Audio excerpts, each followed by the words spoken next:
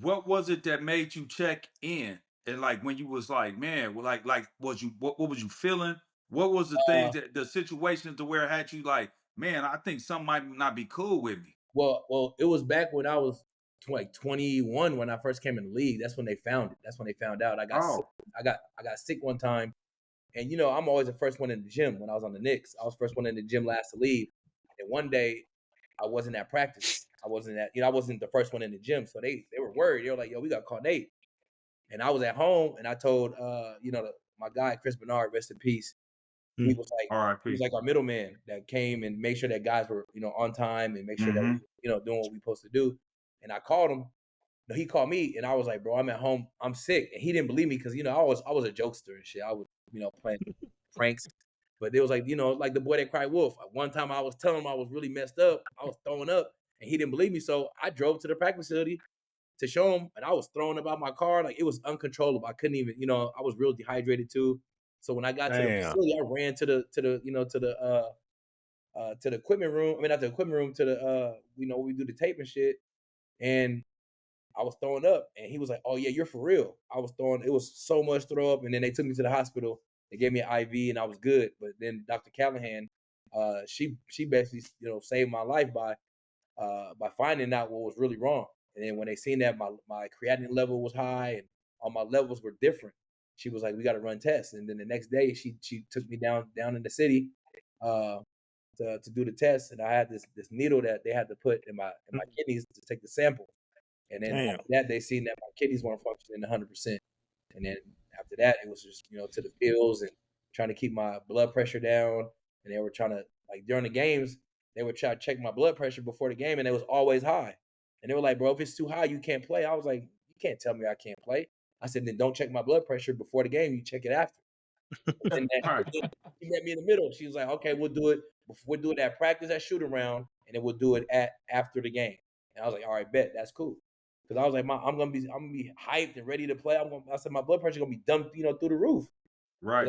I'm already turned on 10, ready to go. So she met me in the middle with that, and we just monitor over years. But she told me, she was like, by the time you retire and by the time you get to like late 30s, that's when your kidneys they're gonna fail, and you're gonna Damn. need. Mm. And she knew already, so she was like, we just got to prolong it because either we get a transplant now, you got to sit out a while, or we just wait. So I was like, let's wait. I don't want to sit out nothing.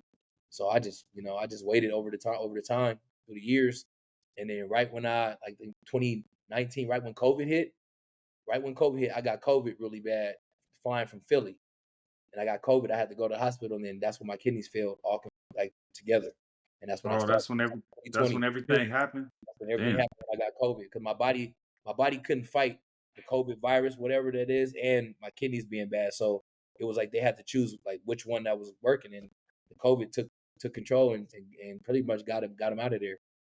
Mm. Well, Dang. you guys remember Sean Elliott went through that as a player Yeah, as he well. was the one. They got Alonzo Mourning. Lonzo Yep. Mourning. Malik Rose was born with one kidney, so he Mm. was he was really active on it, and he was talking me through Yeah. it and everything too. So I had good people in my corner. Joe called me. Uh, you guys remember Brudman from the fifth floor and Martin? Yeah. Yeah.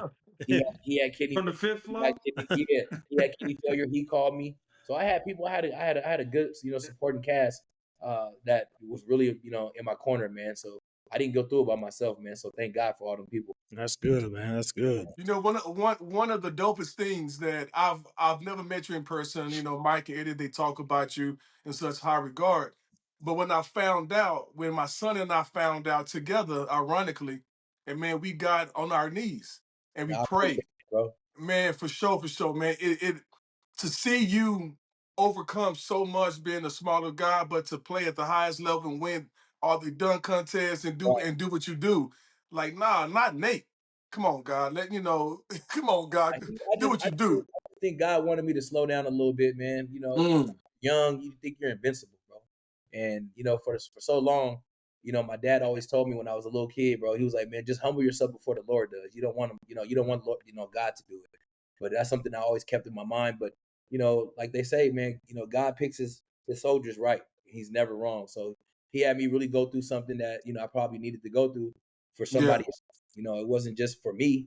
It was from somebody else as well that's probably going through something like this. And I'm getting so much fan love and people saying, you know, they've been going through dialysis and going through kidney failure as well. So I've been just trying to connect. And then I met this guy at my gym that I go to. He got, you know, he had 2 kidney transplants and Oh he's in wow. the gym. So he's like, bro, I know how you feel. And now we're connected. I'm like, I got another brother. So I'm just trying to help and get it out there as much as I can. So people understand, like, go get checked, go get, you know, go see what's wrong with your body, take care of yourself because health is wealth. I'm telling you, man, like I've never been more happy with, you know, getting this kidney and being, you know, able to do the things that I was doing because I was so sick before and it was hard to do things, bro. I couldn't go to my kids' games. I had to watch on my phone. I was in the hospital sick for like a week at a time. Like it was just bad, bro. Like I remember I would go to Portland one time for my daughter to go to basketball camp for the Oregon Ducks. They had camp, and right when I got there, bro, I'm throwing up and sick as hell. And my daughter was like, "Dad, it's okay. We can just go home." And then I had her drive half the way, and then I drove the other half. And she's like 14 at the time. Like I taught her how to Wow. drive, but I had her drive me like halfway there because I couldn't. I was in so much pain. I couldn't drive, but I needed to get back to the back to Seattle so I can go to to the hospital because they know how to take care of me. So I drove all the way from Portland back home. We got home like 2 hours. I was passion. Hey, I'm gonna Look, I'm gonna spin it off to this. Since you talked about Seattle, right? We Yeah. talked about the town already. Seattle's a hotbed for basketball talent, Oh, big right? time. Rainier Beach, guys that came out of there, and also who was somebody that like kind of took you under your wing out there? Because Oh man. it's so many guys that came out of there. You know what I Yep. mean? Who was one that was like, really was like, hey man, I see it in you. And then that made you be like, I could do this because you Jamal could Crawford, actually touch them.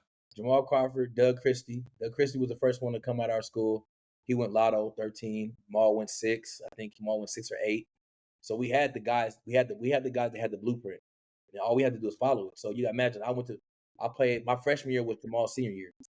So what did I Oh, do as a freshman? I just guarded that nigga every day in practice, full court.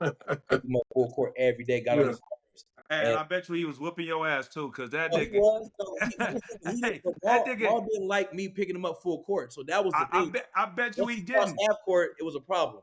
But Yeah. once he court, so I'm just learning his ways. I can't guard Jamal Crawford. I can guard anybody in the world. Like, Mm. Hey, you know, and Nate, that was my toughest blood. Let me tell hey, you, that was my toughest guard. Anybody ask me like who was the hardest nigga to guard, I'd be like Jamal Jamal Crawford. Crawford, for sure. Instantly, he's tough, He man. instantly, he tough, bro. instantly. He's big time because he can score at will. And I know, and I see more like once he get it going and he get that look in his eyes, It's over yeah, with. watch out. Like, watch out. Ain't nobody I seen it too, man. the person they can His stop. handle, his That's handle's the so thing. crazy. Yeah, Yeah, his hand. I handle. hated guarding that. I hated guarding him, man. Any one on ones, I was like, damn. Hey, you ain't gonna make me go ahead. You go ahead and go by me. Hey, I Nah, ain't letting that shit happen. one hey, time, the You ain't one time. making me fall. Hey, hey, the listen, one cold time part with him. at his pro-am, I was guarding him like one time. He was like, Nate, you know what? I'm not even about to play with you today. So, I pick him up full court. He didn't even dribble the ball. Like he had somebody else dribble up. He just went straight to the post. He gave me 70. I had 50, but he had He 70. said he gave me I was 70. hot. Damn. All he did was post me up, shoot over the top fadeaways the whole game. I was so mad. After the game, I said, why you do that, bro? He was like, man, I had to, Nate, because you always pick me up, making me tired, making it hard for me. He said, I just want to play, bro. He said, man, you too much. I said, bro, it's cool, respect, Who bro. won, Hey, Nate? hey, He hey, did. They Nate. won. They beat They the won. shit out of us. Yeah, they beat us like by 20, bro. We couldn't stop Jamal. Hey, you know what? Like everybody was trying to come double. I said, no double. Just let me eat it. Like let me take got this. You know what I'm saying? So it was cool, man. Yeah. Maul always showed me the way, man. He's been a great big brother. Maul's such a great person. You know what I'm saying? He's Yeah. always giving. And he's always took care of me, bro, as being a big bro, man. A big bro I never had. It was Jamal Crawford, bro. He made me believe that I could make it to the league when I saw him do it. I knew I could.